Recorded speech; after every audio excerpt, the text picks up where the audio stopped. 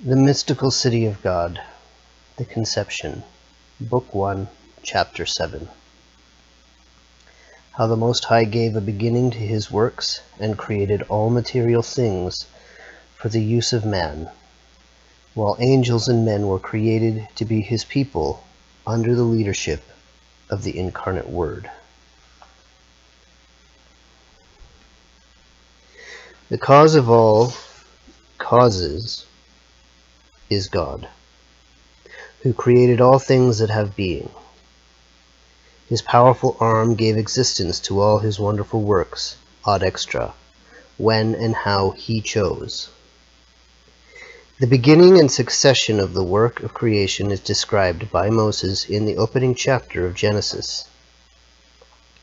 Since the Lord has given me an understanding thereof, I will mention what I think useful for elucidating the mysterious origin of the incarnation of the Word and of our redemption. The words of the first chapter of Genesis are as follows. In the beginning, God created heaven and earth, and the earth was void and empty, and darkness was upon the face of the deep. And the Spirit of God moved over the waters. And God said, Be light made, and light was made. And God saw the light that it was good, and he divided the light from the darkness. And he called the light day, and the darkness night, and there was evening and morning one day.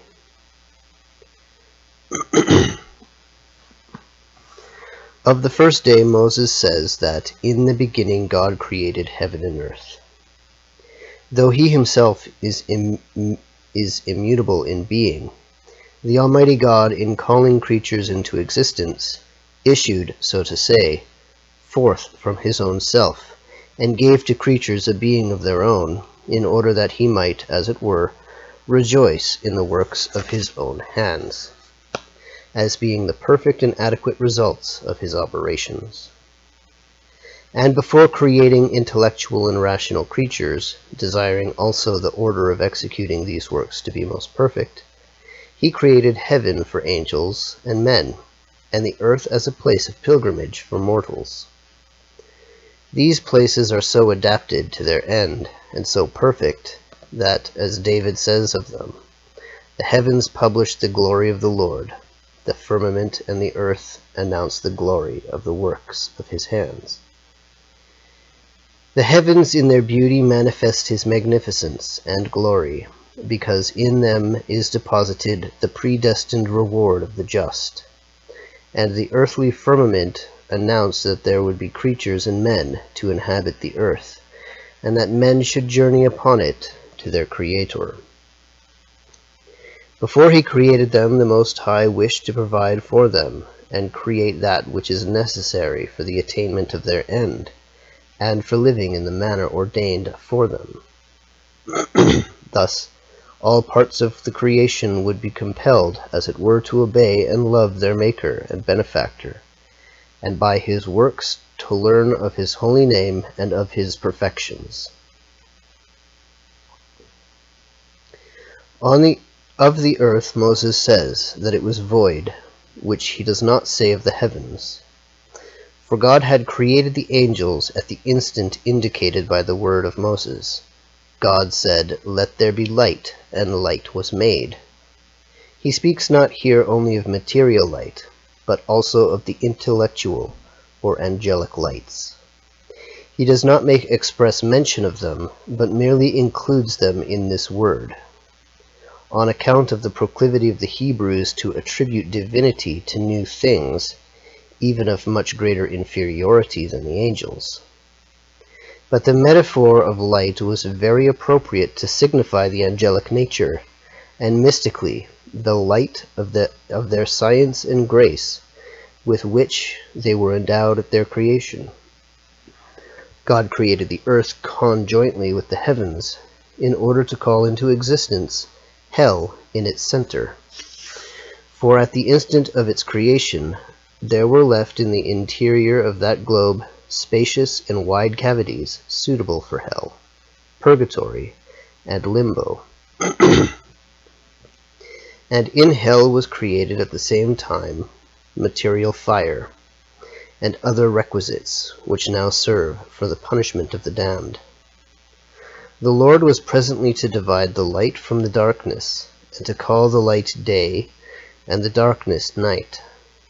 And this did happen, not only in regard to the natural night and day, but in regard to the good and bad angels. For to the good he gave the eternal light of his vision, and called it day, the eternal day, and to the bad the night of sin, casting them into the eternal darkness of hell. Thus we were to be taught the intimate relation between the merciful liberality of the Creator and Vivifier, and the justice of the most just judge in punishment.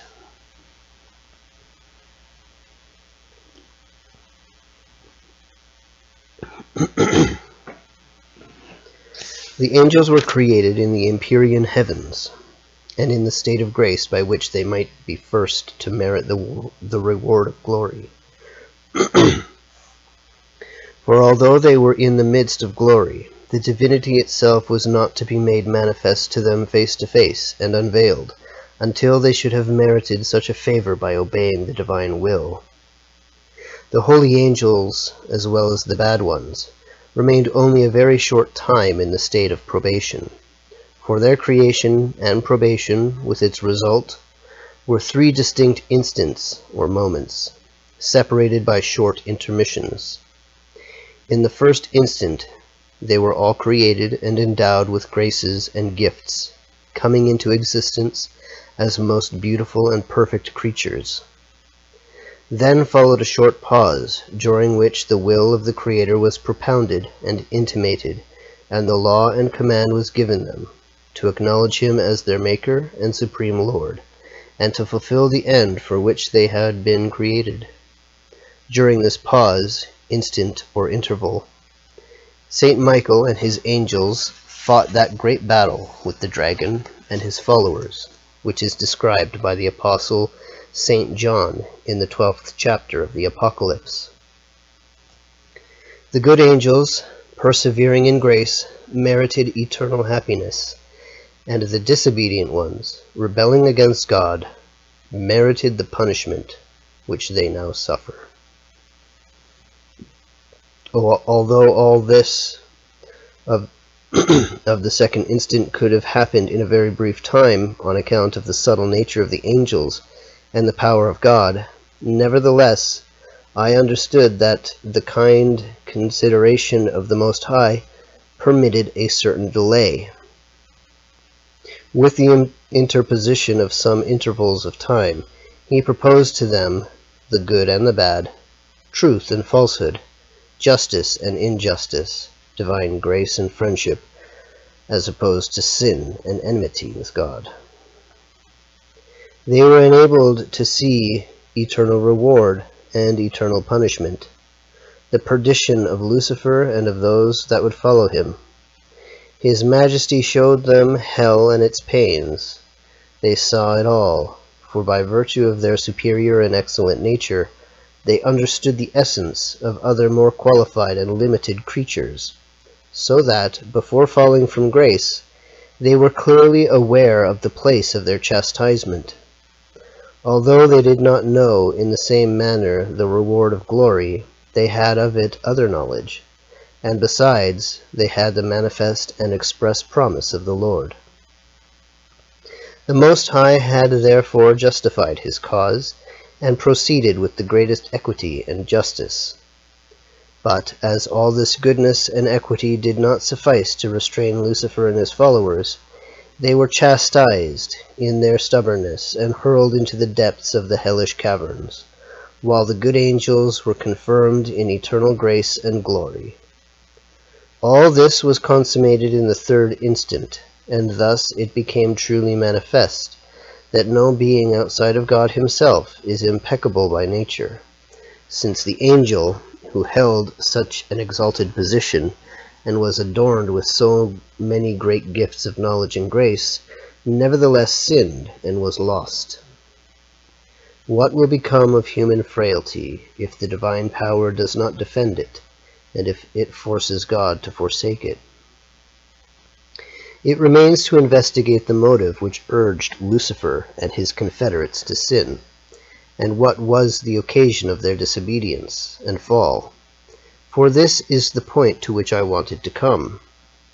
In regard to this, it was made known to me that they could commit many sins as far as the guilt of sin, secundum reatum, is concerned, although they did not consummate them in acts.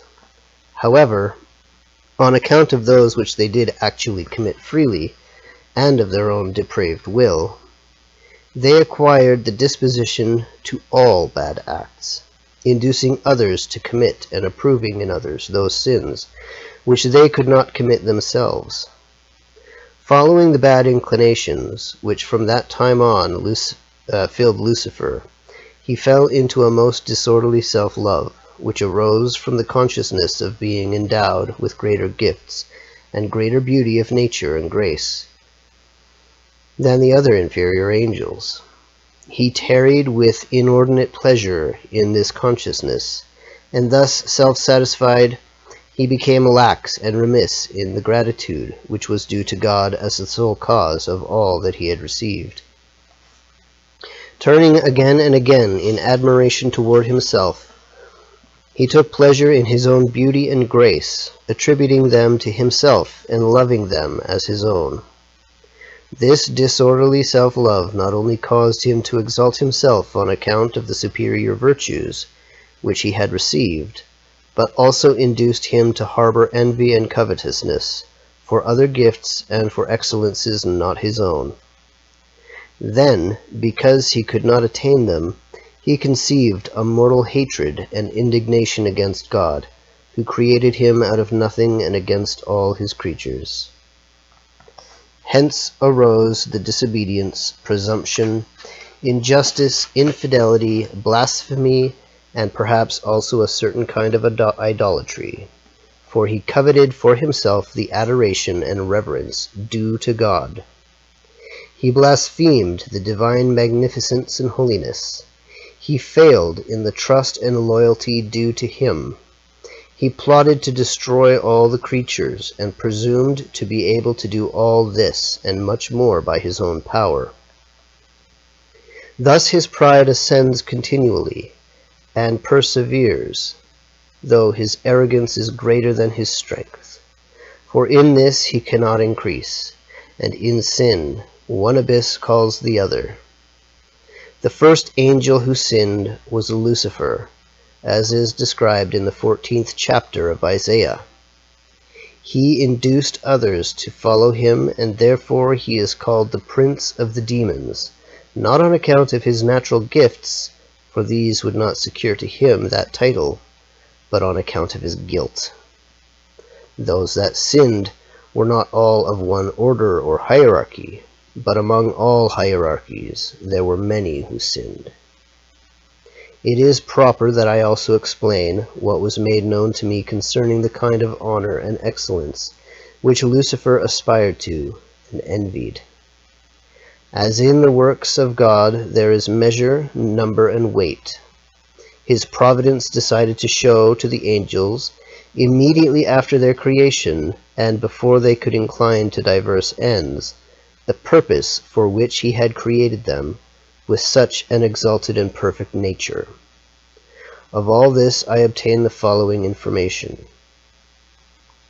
At first they received a more explicit intelligence of the being of God, one in substance, trine in person, and that they were commanded to adore and reverence him as their Creator and highest Lord, infinite in his essence and attributes.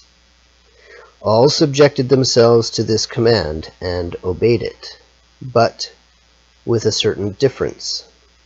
The good angels obeyed through love and on account of the justice of it, offering their love and goodwill, freely admitting and believing what was above their intelligence, and obeying with joy. Lucifer, on the other hand, submitted himself because the opposite seemed to him impossible. He did not do it with perfect charity, for he, as it were, was divided in his will between himself and the infallible truth of the Lord. In consequence, it happened that the precept appeared to him in a measure difficult and violent, and his fulfilling of it was wanting in love and in the desire to do justice. Thus he exposed himself beforehand to the danger of not persevering. Although grace did not leave him on account of this remissness and slowness in the accomplishment of these first acts, nevertheless his bad disposition began with them. For there remained with him a certain weakness and laxity of virtue and spirit, and the perfection of his nature did not shine forth as it should. It appears to me that the effect of this remissness in Lucifer is similar to that which is caused in the soul by a deliberate venial sin. I do not say that he sinned mortally, nor even venially at that time, since he fulfilled the precept of God. But this fulfillment was remiss and imperfect, springing more from a sense of overwhelming compulsion than from a loving willingness to obey. Thus he put himself in danger of falling. In the second place, the angels were informed that God was to create a human nature and reasoning creatures lower than themselves, in order that they too should love, fear, and reverence God as their author and eternal good. They were informed that these were to stand in high favor, and that the second person of the Blessed Trinity was to become incarnate and assume their nature, raising it to the hypostatic union and to divine personality, that therefore they were to acknowledge him as their head, not only as God, but as God and man, adoring him and reverencing him as God-man. Moreover, these same angels were to be his inferiors in dignity and grace, and were to be his servants. God gave them an intelligence of the propriety and equity, of the justice and reasonableness of such a position. For the acceptation of the merits foreseen in this man-God was exhibited to them as the source of the grace which they now possessed and of the glory which they were to obtain. They understood also that they themselves had been, and all the rest of the creatures should be created for his glory, and that he was to be their head.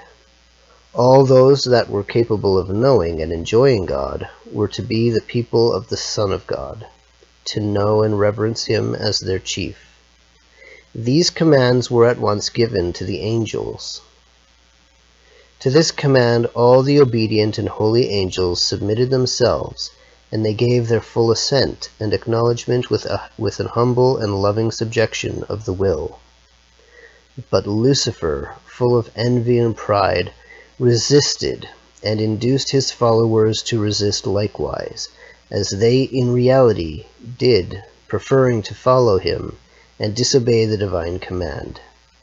This wicked prince persuaded them that he would be their chief, and that he would set up a government independent and separate from Christ. So great was the blindness which envy and pride could cause in an angel, and so pernicious was the infection that the contagion of sin spread among innumerable other angels. Then happened that great battle in heaven, which St. John describes. For the obedient and holy angels, filled with an ardent desire of hastening the glory of the Most High and the honor of the incarnate Word, asked permission and, as it were, the consent of God to resist and contradict the dragon, and the permission was granted. But also another mystery was concealed in all this. When it was revealed to the angels that they would have to obey the incarnate Word, a third precept was given to them, namely, that they were to admit as a superior conjointly with him a woman, in whose womb the only begotten of the Father was to assume flesh, and that this woman was to be the queen and mistress of all the creatures. The good angels, by obeying this command of the Lord, with still increasing and more alert humility freely subjected themselves, praising the power and the mysteries of the Most High. Lucifer, however, and his confederates rose to a higher pitch of pride and boastful insolence. In disorderly fury, he aspired to be himself the head of all the human race and of the angelic orders. And if there was to be a hypostatic union, he demanded that it be consummated in him. The decree constituting him inferior to the Mother of the Incarnate Word, our Mistress, he opposed with horrible blasphemies. Turning against the author of these great wonders in unbridled indignation and calling upon the other angels, he exhorted them, saying, "Unjust are these commands, and injury is done to my greatness. This human nature which thou, Lord, lookest upon with so much love, and which thou favorest so highly, I will persecute and destroy. To this end I will direct all my power and all my aspirations, and this woman, Mother of the Word, I will hurl from the position in which thou hast proposed to place her, and at my hands the plan which thou settest up shall come to naught." This proud boast so aroused the indignation of the Lord that in order to humble it, he spoke to Lucifer. "This woman, whom thou refusest to honor, shall crush thy head, and by her shalt thou be vanquished and annihilated.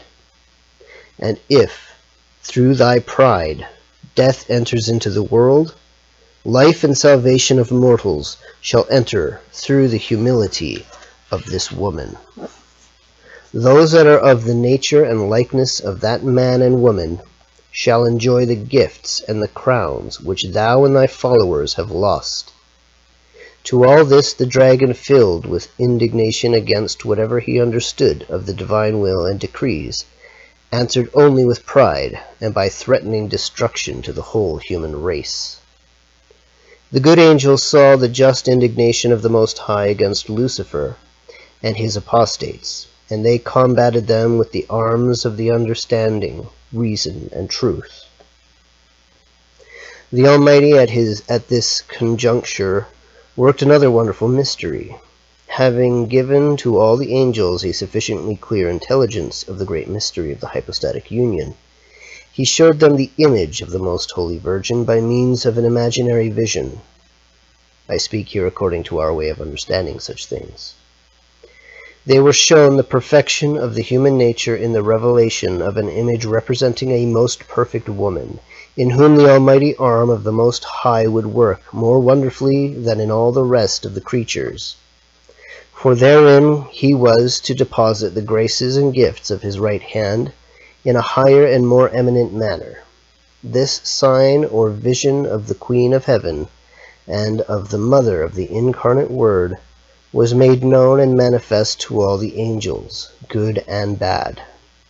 The good ones at the sign of it broke forth in admiration and in canticles of praise, and from that time on began to defend the honor of the God incarnate and of his Holy Mother, being armed with ardent zeal and with the invincible shield of that vision. The dragon and his allies, on the contrary, conceived implacable hatred and fury against Christ and his most holy Mother. Then happened all that which is described in the 12th chapter of the Apocalypse, which I will explain, as far as it has been given me, in the following chapter. And that's chapter 7.